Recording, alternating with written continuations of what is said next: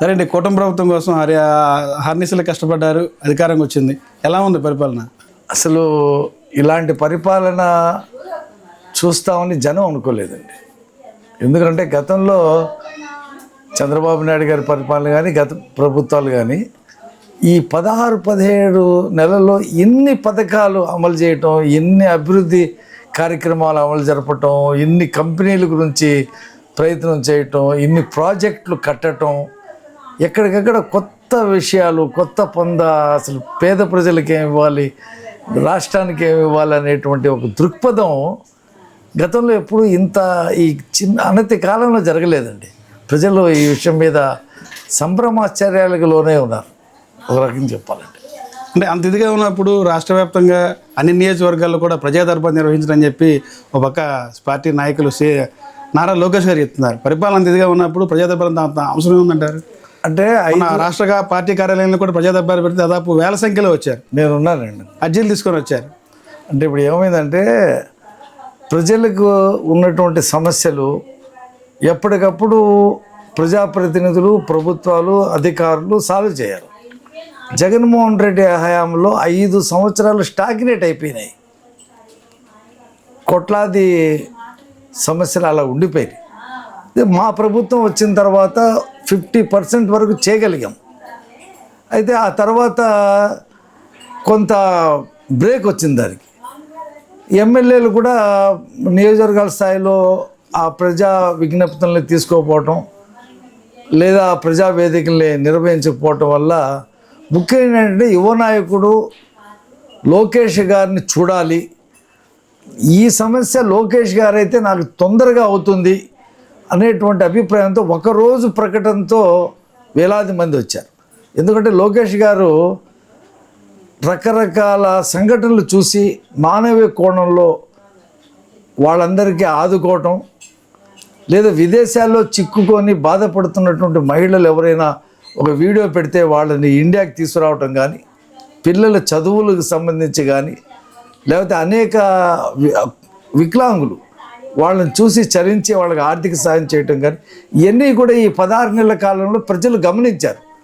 లోకేష్ గారు పార్టీ ఆఫీస్కి వచ్చి వినతులు తీసుకుంటున్నాం అనేటప్పటికీ మన ఎమ్మెల్యే, మన ఎంపీ, మంత్రి కంటే కూడా లోకేష్ గారికి చెప్తే నిమిషాల్లో అది ఒక స్విచ్ చేస్తే లైట్ వెలిగిన పద్ధతిలో మనకి జరుగుద్దనేటువంటి ఒక ఆకాంక్షతో వచ్చారు తప్పితే ప్రజల్లో వాటి మీద, ప్రభుత్వం మీద విశ్వాసం లేక కాదు, ఎమ్మెల్యేల మీద లేక కాదు.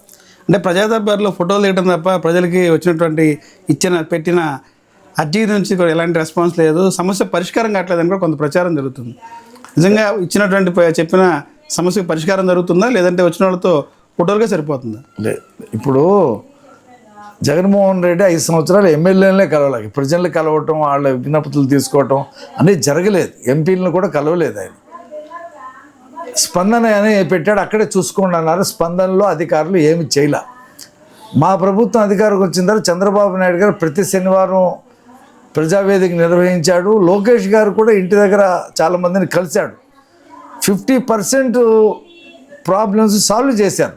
ముఖ్యంగా ఇవన్నీ కూడా ల్యాండ్ సంబంధించినటువంటి అంశాలు, ఆ కబ్జాలు చేసుకోవటం, ఇబ్బందులు పెట్టడం పేదవాళ్ళని, వైసీపీ నాయకులు చేసినటువంటి దౌర్జన్యాలు, వీటి మీదే సాగింది.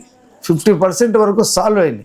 ఇంకా ఉన్నాయి 5 సంవత్సరాల్లో పెండింగ్ ఉన్నటువంటి సమస్యలు. ఒక సంవత్సరంలో ఒక 16 నెలల్లోనే అయ్యేది కాదు, లాంగ్ టైం తర్వాత. ఇప్పుడు ఈ ప్రజల్లో ఉన్నటువంటి ఈ ఆకాంక్షని, వాళ్ళ అవసరాలను దృష్టిలో పెట్టుకొని ప్రతి వారం ఎమ్మెల్యే మీ స్థాయిలో మీరు చేయాలా, అలా ఎంపీ చేయాలా, ప్రతి మంత్రి గతంలో వచ్చినట్టు రోజుకు ఒక మంత్రి పార్టీ ఆఫీస్కి రావాలా, ఆయనతో పాటు చైర్మన్ ఉండాలా, వారంలో ఒకరోజు లోకేష్ గారు, ఒకరోజు ముఖ్యమంత్రి ఉండాలని నిర్ణయం తీసుకున్నారంటేనే ప్రజా సమస్యల్ని పరిష్కారం చేయాలనేటువంటి ఆ దీక్ష, పట్టుదల, ఆ కోరిక తెలుగుదేశం పార్టీకి, నాయకత్వానికి ఉందని చెప్పి మనం దీన్ని అలా చూడాలి. సార్, పోయిన నెలలో ఏదో జరిగిందో క్యాబినెట్ సమావేశం ఉన్నప్పుడు ఈ కుటుంబ పార్టీలో ఉన్నటువంటి ముఖ్య నేత డిప్యూటీ సీఎం పవన్ కళ్యాణ్ ఒక సంచలనమైనటువంటి కామెంట్ చేశారు.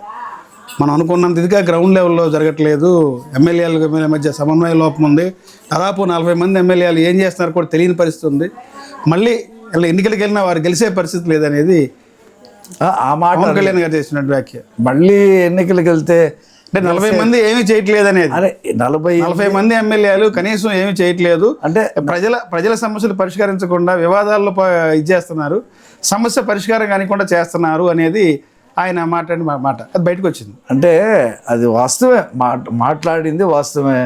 ఉన్నది 164 మంది ఎమ్మెల్యేలు, అందులో 48 మంది ఎమ్మెల్యేలు. అంటే ఇక్కడ మనం ఎలా చూడాలంటే ఒక్క మన రాష్ట్రంలోనే కాదండి, పక్క రాష్ట్రాలు, గతంలో ప్రభుత్వాలు, దేశంలో ఉన్నటువంటి ప్రభుత్వాలు ఈ ఎమ్మెల్యేలు అన్ని వివాదాల్లో ఏలు పెడుతున్నారు, సమాజం నుండి సమస్య పరిష్కారం కానివ్వట్లేదు అనేది ఆయన చెప్పినటువంటి మాట. అదే ఆయన అన్నాడు కాబట్టే దాన్ని ముఖ్యమంత్రి గారు కూడా మంత్రులని సార్ట్అవుట్ చేయమని చెప్పారు. అసలు ఆ దృక్పథం కలిగి ఉండడం గొప్ప విషయం సార్. అసలు జగన్మోహన్ రెడ్డి హయాంలో ఎమ్మెల్యేలు పనిచేయట్లేదని ఎవరైనా ఒక మంత్రి అనగలిగాడా, లేదా పత్రిక అనగలిగిందా? అన్న పత్రికల మీద ఏమైనా పట్టించుకున్నారా? ఇప్పుడు సమస్య ఉందని పవన్ కళ్యాణ్ గారు చెప్పాడు, ఆ ఉందని ముఖ్యమంత్రి ఒప్పుకున్నాడు, మంత్రులను ఎండార్స్ చేశాడు. కాబట్టి దాన్ని సార్ట్అవుట్ చేసేటువంటి దిశలో ప్రభుత్వం వెళ్తుంది కదా, దాన్ని కదా మనం ఆహ్వానించవలసింది. అంటే ఇచ్చినటువంటి హామీలు అమలు చేయలేక ఈ రోజున డైవర్షన్ పాలిటిక్స్లో పాల్పడుతుంది కూటమి ప్రభుత్వం అనేది ప్రధానమైనటువంటి వైసీపీ ఆరోపణ. దానిలో భాగంగా ఈ రోజున మళ్ళీ కల్తీ నెయ్యి అని చెప్పి వివాదం మళ్ళీ బయట తీసుకొచ్చి అసలు కల్తీ లడ్డు అనేది ఎక్కడ జరగలేదు, లడ్డులో ఎలాంటి కల్తీ జరగలేదు నెయ్యిలో అని చెప్పి ప్రధానంగా వైసీపీ చెప్పింది. ఇప్పుడు సిట్కి సంబంధించి సిట్లో మాజీ అధికారి ధర్మారెడ్డిని, వైవి సుబ్బారెడ్డిని పిలిపిస్తే దానికి వాంగ్మూలం ఇచ్చేశారు, సరైన ఇంకా అప్రూవల్గా మారారని చెప్పి కావాలని చెప్పి డైవర్షన్ చేస్తుంది అనేది వాళ్ళు చెప్తారు. దీన్ని ఎలా స్పందిస్తారు? అంటే ఇక్కడ టీడీపీ పార్టీ అధికార ప్రతినిధి మీరు ప్రజలను మభ్య పెడుతుంది కూటమి ప్రభుత్వం అనేది అది కాదు వైసీపీ ఆరోపణ. ఇచ్చిన వాగ్దానాలు అమలు చేయట్లేదు, ఇవన్నీ తెస్తున్నారని చెప్పేసి సాక్షాత్తు జగన్మోహన్ రెడ్డి గారు అనేది. అయితే నేనేమంటానంటే జగన్మోహన్ రెడ్డి గారి మాటకి అసలు విలువ ఉందా? ఒక మాజీ ముఖ్యమంత్రి మాట నేను అదే చెప్తున్నా. భోగాపురం ఎయిర్పోర్ట్ నేను తెచ్చానన్నాడు. ఏమంటే భోగాపురం ఎయిర్పోర్ట్ ఎవరు హయాంలో వచ్చింది? అశోక్ గజపతిరాజు విమానయాన శాఖ మంత్రిగా, చంద్రబాబు నాయుడు గారు ముఖ్యమంత్రిగా, ప్రధాని మోడీ గారు ఉన్నప్పుడు ఆ పరిస్థితుల్లో అక్కడ 5,500 ఎకరాలు తీసుకొని శంకుస్థాపనం చేసి దానికి బడ్జెట్ కేటాయించి పని చేస్తే ఈయన వచ్చిన తర్వాత ఆపేశాడు. 23లో హడావుడిగా ఏదో ఒకటి చేయాలని చెప్పి వంగి కొబ్బరికాయ కొట్టలేని పద్ధతిలో ఒక స్టాండ్ తయారు చేసుకొని కొబ్బరికాయ కొట్టి నేను తీసుకొచ్చాను, గూగుల్ నేను తీసుకొచ్చాను, నేనే తెచ్చాను. నిన్న 3,08,000 ఇళ్ళు టిట్కో ఇళ్ళు నీ హయాంలో మూత పెట్టేశావు. 10%, 15% చేయవలసింది కూడా చేయలే నువ్వు. అంటే మేము కట్టిన నెలకి ఈ రోజున గృహప్రవేశాలు చేశారు. ఎక్కడ కట్టావా? సాక్షాత్తు ఆయనే చెప్తారు. అలా కాదండి, ట్విట్టర్లో ట్వీట్ చేశారు, మేము కట్టినటువంటి నేను చూసా. రోజున కాదు సార్, నువ్వు గృహప్రవేశాలు ఎలా చేస్తారంటారు? నువ్వు తెచ్చింది సెంటు పట్ట, 30 లక్షల ఇళ్ళు కట్టానన్నావు, ఊర్లు సృష్టించా అన్నావు. నీ సెంటు పట్ట ఇళ్ళు ఎక్కడ నీ హయాంలోనే కట్టలా, గృహప్రవేశాలు జరగలా. ఇవాళ జరిగిన టిట్కో ఇళ్ళు ఎప్పుడు వచ్చినాయి? వెంకయ్యనాయుడు గారు కేంద్ర పట్టణాభివృద్ధి శాఖ మంత్రిగా ఉన్నప్పుడు 12 లక్షల ఇళ్ళు ఇచ్చాడు.